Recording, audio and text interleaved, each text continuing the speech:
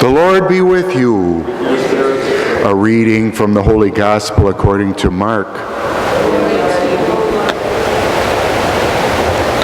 When Jesus had crossed again in the boat to the other side, a large crowd gathered around him, and he stayed close to the sea. One of the synagogue officials, named Jairus, came forward. Seeing him, he fell at his feet and pleaded earnestly with him, saying, "My daughter is at the point of death. Please come lay your hands on her, that she may get well and live." He went off with him, and a large crowd followed him and pressed upon him. There was a woman afflicted with hemorrhages for 12 years. She had suffered greatly at the hands of many doctors and had spent all she had. Yet she was not helped, but only grew worse. She had heard about Jesus and came up behind him in the crowd and touched his cloak. She said, "If I but touch his clothes, I shall be cured." Immediately her flow of blood dried up. She felt in her body that she was healed of her affliction. Jesus, aware at once that power had gone out from him, turned around in the crowd and asked, "Who touched my clothes?" But his disciples said to Jesus, "You see how the crowd is pressing upon you, and yet you ask, 'Who touched me?'" And he looked around to see who had done it. The woman realized what had happened to her, approached in fear and trembling. She fell down before Jesus and told him the whole truth. He said to her, "Daughter, your faith has saved you. Go in peace and be cured of your affliction." While he was still speaking, people from the synagogue official's house arrived and said, "Your daughter has died. Why trouble the teacher any longer?" Disregarding the message that had been reported, Jesus said to the synagogue official, "Do not be afraid, just have faith." He did not allow anyone to accompany him inside except Peter, James, and John, the brother of James. When they arrived at the house of the synagogue official, he caught sight of a great commotion. People were weeping and wailing loudly. So he went in and said to them, "Why this commotion and weeping? The child is not dead, but asleep." And they ridiculed him. Then he put them all out. He took along the child's father and mother and those who were with him and entered the room where the child was. He took the child by the hand and said to her, "Talitha koum," which means, "Little girl, I say to you, arise." The girl, a child of 12, arose immediately and walked around. At that, they were utterly astounded.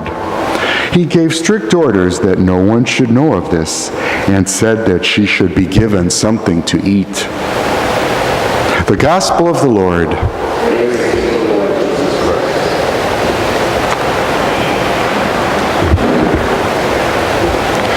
Good morning. It is good for us to be here. I'd like you to take a moment right now to think about the healing presence of Jesus. How have you felt it? How have you known it? How have you experienced it when you knew Jesus came and helped you? The first book that we heard, the first reading today from the book of Wisdom, sets the stage for the healing presence of Jesus. It tells us that God made us perfect and imperishable in his image. This was his intention for us when he made us. The first reading continues to tell us that the force of evil, the envy of the devil, brought death and suffering to the world.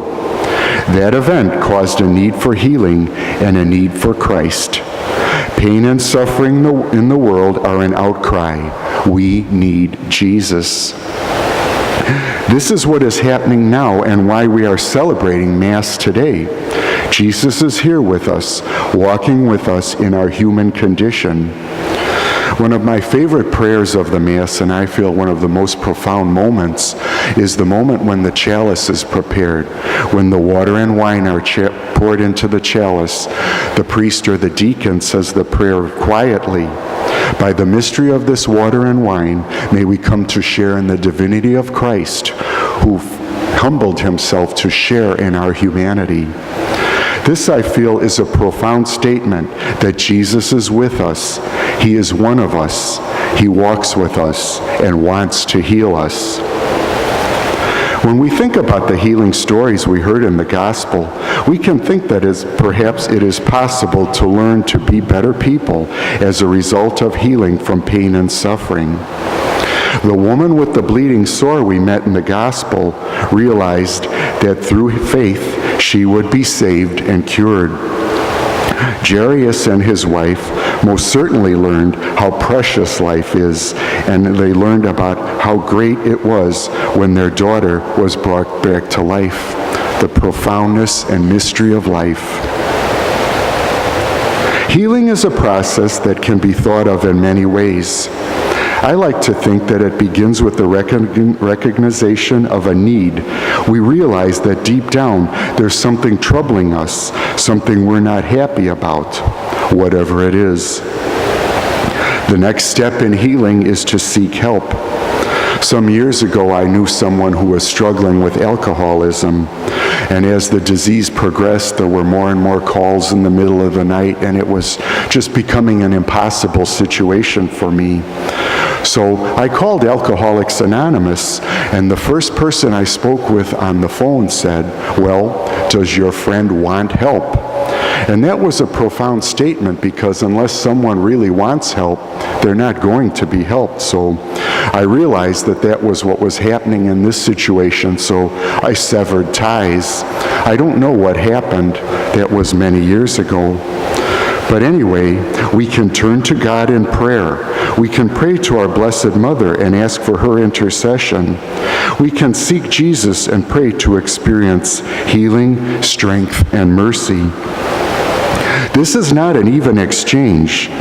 The outpouring of grace we get from God is far greater than the time and effort we put in.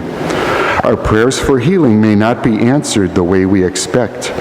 The Church teaches that God does hear and answer our prayers, but in His own way and in His own time. This is part of the mystery of our faith that will not be revealed to us until we stand before God. We turn to God in prayer, but we also seek all the resources available to us that God has sent us. I like to tell people that if you pray for anybody, pray for your doctors and pray for all people involved in your medical care. Some years ago, when I had a job that was much more liberal in terms of time off that I received, I used to do volunteer work at the Felician Sisters Mother House, and I would do medical chart review. I would sit at the desk and look at all the drugs and the doses that the sisters were on to make sure everything was appropriate. And one of the elderly sisters came up to the desk and she just said, "God bless you in your work." And to me, this was such a profound statement, because all of us in healthcare realize that we have people right in our hands, and we need God's help and blessings as we work to help them to be healed. When we experience the healing presence of Jesus, however it is made known to us, we need to express our gratitude to God for the healing that we have received. Many of us have experienced healing, but there may be scars that remain. Not too many of us think about the post-healing process. I'm healed, I'm happy, I thank God, now what? Am I a better person because of the healing that I received? Over the years, I have witnessed many people in the pharmacies where I've worked going through treatment for cancer. In many cases, when their treatment is successful and complete, they are better, they are kinder, they are more gentle, they are more gracious people. I can't help but think that, isn't it a shame that they had to go through all of that to become better people? My wife Judy and I have a large cactus. Every spring, I put it out on the front porch, and in the fall, when it starts to get cold, I bring it in. Well, one year I forgot to bring it in, and it got really cold, and a frost got to the cactus. I brought it in, but there were scars from the frost all over the cactus, and I thought, is it going to live? Well, as the time passed, The cactus began to heal, and now there's beautiful growth at the top, but the scars from that frost remain at the bottom. This is a sign to us, I believe, that we need to learn from healing. We shouldn't go back to doing the way things were before the healing came to us from God. For us, it might mean to remain closer to Christ as a result of the healing we have received. Healing that we've received and dealing with the scars that remain are blessings that Jesus can give us. Not all healing we receive is physical. There's also emotional healing. Forgiving someone is an emotional healing. It is a process. How do we deal with the scars that remain after we've forgiven someone? Do we remain bitter and resentful after the forgiveness has happened? Some years ago, I went on a retreat given by Bishop Kikanis of Tucson, Arizona, and Bishop talked about the scars that remain after we forgive someone, and he said to remember, to forgive does not mean to condone. We can forgive people for the things that they do, but that does not mean that we approve of things that they do. We can be energized when we experience the healing presence of Jesus for ourselves. Jesus Christ is a source of life and healing for all people in need. Like Jesus, we are challenged to seek out those in need and bring them God's love and compassion, making them feel alive again. May God continue to bless us.